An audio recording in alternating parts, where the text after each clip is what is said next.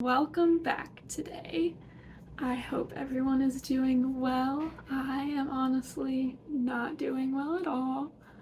I've had a pretty bad heart day with everything, and it's gotten to the point where I can't, I'm still sick just sitting up, and I can not really get up much at all. So, why not shoot a video that is going to be mostly sitting down?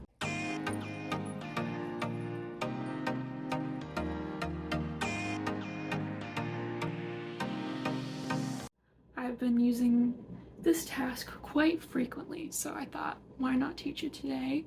Because I've needed it so much today, and that is DPT, or deep pressure therapy. Deep pressure therapy is honestly like a lifesaver. If you have a heart condition, if you have anxiety, any sort of issue that is like sensory, it can be really helpful and just like calm you down.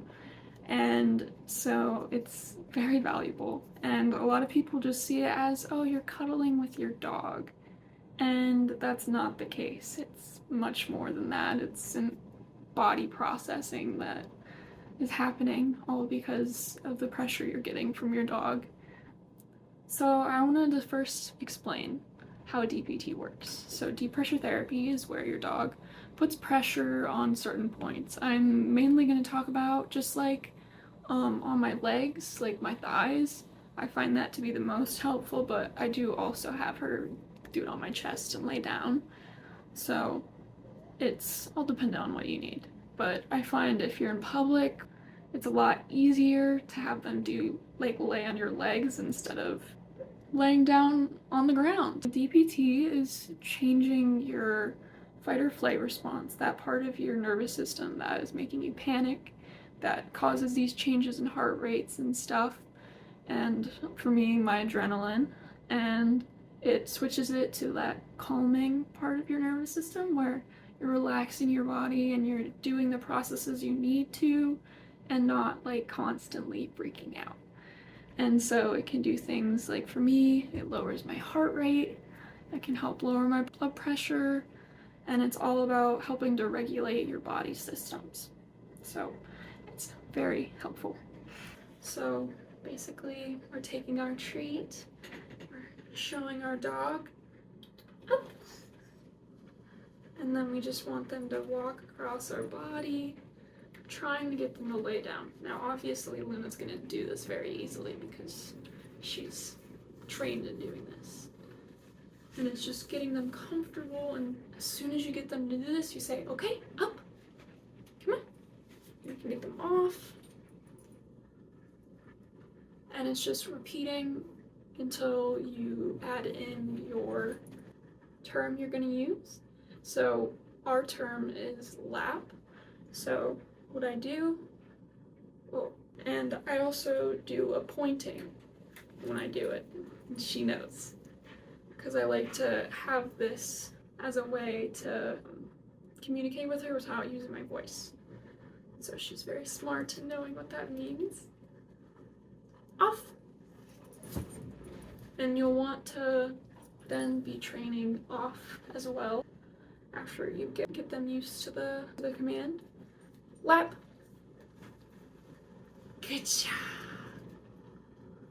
And it's really just figuring out what works for your dog and just make sure to be constant and to continue to do the same thing every time so they can get it very easily. Off. And reinforcing that off as well. It's good to teach them this, thank you, because you don't want them to not know how to get off, basically. Some dogs will just push off of the person, and you want to kind of try to train that when they do off, okay, lap, off. She uses her back legs to kind of push herself up more. She uses her front legs a little bit, but it's doing that so she's not hurting my legs. So off. She was soft there, and she wasn't hard. She gets a treat. That was good. Lap. Good job. Really reinforcing this. Off. Good job. Now, next important thing is holding this. When Luna was first starting out, she would not stay for very long. So what I would do is I would take, say, a treat, close my hand, and hold it down, and just have her, like, let her lick if she wants to at it or whatever. And once we hit the mark of the time I want her to hold, say, like, just starting out, we do 10 seconds. Then she would get her treat, and I'd say, off. Just, you're building up the time slowly, and you're gonna wanna introduce this many times, and you're gonna wanna do it outside of your normal training sessions and whatnot, because you really want them to reinforce this. You really want to reward them for doing so good, because they're doing good. Yeah. So you're going to build that longevity, but you're also going to add in distractions. And that can be simple things like taking them outside. Like, you want to go from a lower distraction area to a higher distraction area. So maybe just taking them out in the backyard so that you can use them in actual situations where you need them. I appreciate that. Yeah, my heart rate's high. Thank you. So just simple things like that. Lap. Thank you. I did find in the beginning I had to reposition Luna, because what I like is to have her elbows in between my thighs, so she's placing pressure on both thighs. Some people have their dog put their elbows on this side and like their stomach is laying on them, and that probably you can get some pretty good pressure in that too, but I found this to be very helpful, especially for when we're sitting in a chair. It's all up to what you prefer. Yep, she's dropping the heart rate. It's good. We had to work at it to get her to the point she is now, where she can do it anywhere. I can take her to class, and even though everyone's loud in class, I can get her to work. And if my friends are calling to her and trying to distract her, I can still have her working and still have her doing this, and she's good. So it's just really about building up distractions, building up time, and really putting in that effort and repeat as much as you can to get to the point where you can depend on your dog anywhere. Thanks for that. Nope. Off. Sit. Yeah, I know.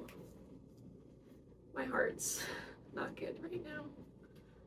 Now we're gonna practice in a chair. I'm in a chair right now. Can you get down? Go on. Okay, and we're just doing the same steps we already did. So, lap, just getting them to come up and hold it. And sometimes you can only, like with Luna, getting her to do this in a chair took a few seconds, and then she would jump right back up. And it took a while to build up this amount of time. Lap.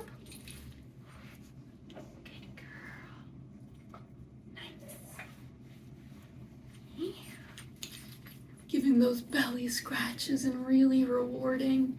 This is also a great way to build longevity, is just rewarding so much and rubbing them and stuff, and you're just making it such a happy time and making them not really want to leave. We just want to build up that confidence and comfort doing this. It's going to take some practice, but overall, it's a pretty easy task to train, I feel like. Hopefully that was helpful. I hope this video explained it well and was helpful for you, and hopefully you can hear it well.